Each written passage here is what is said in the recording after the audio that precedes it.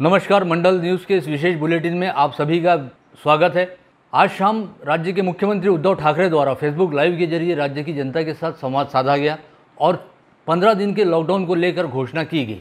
CM Uddhav Thackeray द्वारा की गई घोषणा के मुताबिक 14 अप्रैल यानी कल शाम 8 बजे से 1 मई की सुबह 7 बजे तक समूचे राज्य में धारा 144 के साथ ही संचारबंदी लागू की गई है।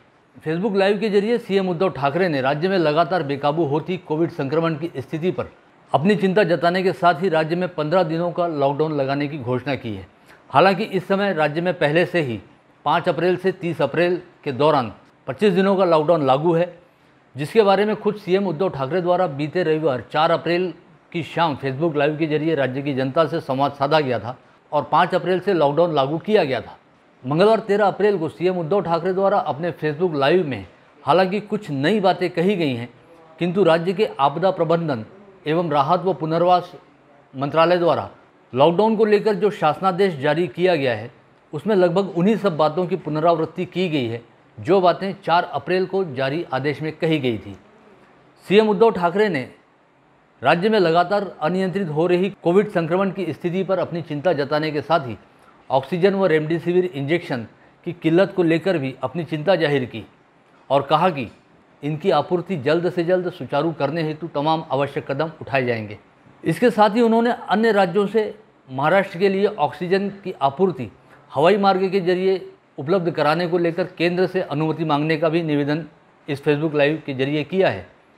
इस फेसबुक लाइव में सीएम उद्धव ठाकरे ने राज्य में लगातार अनियंत्रित हो रही कोविड संक्रमण की स्थिति और लगातार बढ़ रहे कोविड संक्रमितों की संख्या की वजह से राज्य के कोविड अस्पतालों में कम पड़ रही बेड संख्या को लेकर भी अपनी चिंता जताई और कहा कि मौजूदा हालात में हर किसी को कोविड संक्रमण की चेन तोड़ने के लिए प्रयास करना होगा, जिसके लिए सभी को प्रतिबंधात्मक नियमों का बेहद कड़ाई के साथ पालन करना होगा, तभी इस स्थिति को नियंत्रित किया जा सकेगा। इस समय सीएम उद्धव ठाकरे ने यह भी कहा कि यह एक तरह से कोविड संक्रमण के खिलाफ राज्य का युद्ध है, जिसमें राज्य के सभी नागरिकों ने अपनी ओर से पूरा और भरसक प्रयास एवं योगदान जरूर देना चाहिए। साथ ही इस समय अपने सभी राजनीतिक हितों व मतभेदों को भुलाकर एकजुट होकर इस युद्ध में हम सभी को हिस्सा लेना होगा, ऐसा आह्वान भी राज्य के मुख्यमंत्री उद्धव ठाकरे द्वारा किया गया। इस लॉकडाउन को लेकर जारी आदेश में कहा गया है कि 14 अप्रैल की शाम 8 बजे से 1 मई की सुबह 7 बजे तक समूचे राज्य में संचारबंदी व धारा 144 लागू रहेगी। इस दौरान अत्यावश्यक व जीवनावश्यक सेवाओं के अलावा अन्य सभी आस्थापनाओं व सेवाओं को बंद रखा जाएगा। साथ ही बिना वजह सार्वजनिक स्थानों पर किसी के भी घूमने फिरने पर पूरी तरह से प्रतिबंध रहेगा। इस लॉकडाउन काल के दौरान अत्यावश्यक सेवाओं के तहत hospital, clinic, medical store, pharma company जैसी स्वास्थ्य एवं चिकित्सा सेवाओं तथा इनसे जुड़े साहित्य की ढुलाई को अनुमति रहेगी। साथ ही रोजाना सुबह 7 बजे से रात 8 बजे तक किराना, सब्जी व फल बिक्री, दूध डेयरी, बेकरी, कन्फेक्शनरी, खाद्य गृह, कोल्ड स्टोरेज व गोदाम के खुले रहने को अनुमति रहेगी। इसके अलावा स्थानीय प्रशासन सहित केंद्र एवं राज्य सरकार से संबंधित सार्वजनिक विभागों के साथ साथ बैंक, वित्तीय संस्थाओं व अखबारों में काम जारी रखने को पूरी तरह से अनुमति रहेगी। जीवनावश्यक वस्तुओं की माल ढुलाई के साथ ही पेट्रोल पंप व पेट्रोलियम पदार्थों की आपूर्ति व ढुलाई को इस लॉकडाउन के तहत छूट दी गई है। साथ ही data centre, cloud service, IT service जैसे इंफ्रास्ट्रक्चर वाले क्षेत्रों को भी इस लॉकडाउन में काम करने की सहूलियत प्रदान की गई है। हालांकि इन सभी स्थानों पर काम करने वाले सभी कर्मचारियों की कोविड टेस्ट करने के साथ साथ उनका कोविड वैक्सीनेशन करवाया जाना राज्य सरकार की ओर से बेहद अनिवार्य किया गया है।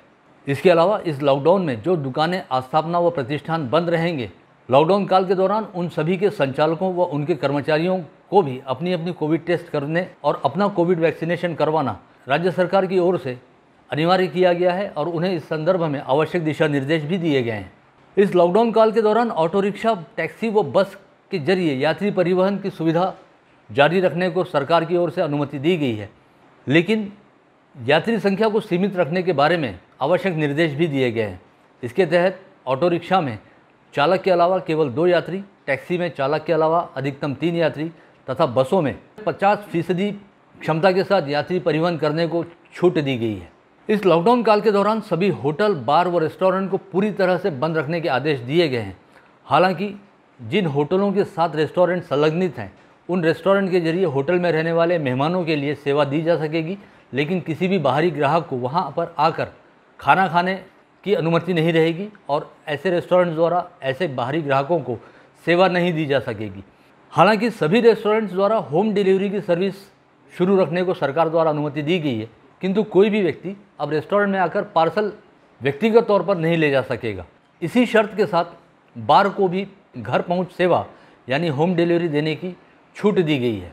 हालांकि इसके लिए होम डिलीवरी देने वाले व्यक्ति की कोविड टेस्ट और कोविड टीकाकरण किया जाना बेहद अनिवार्य रहेगा। साथ ही सड़क किनारे लगने वाली नाश्ते की गाड़ियों से भी ग्राहकों को केवल पार्सल सुविधा ही उपलब्ध कराई जाएगी और ग्राहक वहां खड़े रहकर किसी भी खाद्य पदार्थ का सेवन नहीं कर सकेंगे।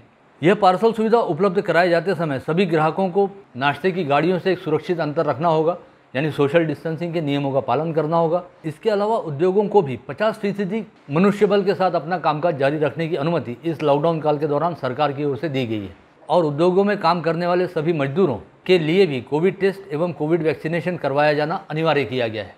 इस लॉकडाउन काल के दौरान अगले 15 दिन सिनेमाघर, drama hall, video game parlour, मनोरंजन park, water park, club, swimming pool, व्यायामशाला व क्रीड़ा संकुल पूरी तरह से बंद रहेंगे। इस दौरान फिल्म, टीवी सीरियल व विज्ञापन की शूटिंग का काम बंद रहेगा। जीवनावश्यक वस्तुओं के दुकानों के अलावा सभी दुकानें, मॉल्स व शॉपिंग सेंटर सहित सभी धार्मिक स्थल पूरी तरह से बंद रहेंगे। हालांकि धार्मिक स्थलों के भीतर वहां काम करने वाले कर्मचारियों मसलन पुजारियों द्वारा नियमित तौर पर अपनी धार्मिक विधियों को पूर्ण किया जा सकेगा, किंतु यहां पर किसी भी बाहरी व्यक्ति के प्रवेश को किसी भी तरह की अनुमति नहीं रहेगी। इस दौरान salon, spa, beauty parlour, school व कॉलेज, निजी ट्यूशन व कोचिंग क्लासेस पूरी तरह से बंद रहेंगे और किसी भी तरह के धार्मिक, सामाजिक, सांस्कृतिक, राजनीतिक व सार्वजनिक कार्यक्रम के आयोजन को अनुमति नहीं रहेगी। किंतु जिन स्थानों पर चुनाव की प्रक्रिया चल रही है और चुनाव हो रहे हैं वहां पर जिलाधीश द्वारा किसी रिटर्निंग ऑफिसर को अधिकृत किया जा सकेगा, ताकि चुनाव आयोग की गाइडलाइन के तहत अधिकतम 200 लोगों अथवा किसी स्थान की 50% क्षमता वाले लोगों की उपस्थिति में चुनावी प्रचार सभा का आयोजन किया जा सके। इस तरह की सभाओं में आयोजकों को कोविड प्रतिबंधात्मक नियमों का बेहद कड़ाई के साथ पालन करना अनिवार्य रहेगा और यदि आयोजकों द्वारा 2 बार नियमों का उल्लंघन किया जाता है तो ऐसी सभाओं के लिए दी गई अनुमति को रद्द कर दिया जाएगा। इस दौरान विवाह समारोह में दूल्हा दुल्हन सहित अधिकतम 25 लोगों को उपस्थित रहने की अनुमति रहेगी और विवाह समारोह में शामिल होने वाले सभी व्यक्तियों को अपनी कोविड टेस्ट करना और उसकी रिपोर्ट निगेटिव रहना अनिवार्य रहेगा। वहीं अंतिम संस्कार में अधिकतम 20 लोगों को ही उपस्थित रहने की अनुमति दी जाएगी। इसके अलावा ई-कॉमर्स सर्विसेज के तहत ग्राहकों को होम डिलीवरी देने की भी अनुमति रहेगी और जिन निर्माण स्थलों पर मजदूरों के रहने की व्यवस्था है वहाँ पर निर्माण कार्य जारी रखे जा सकेंगे।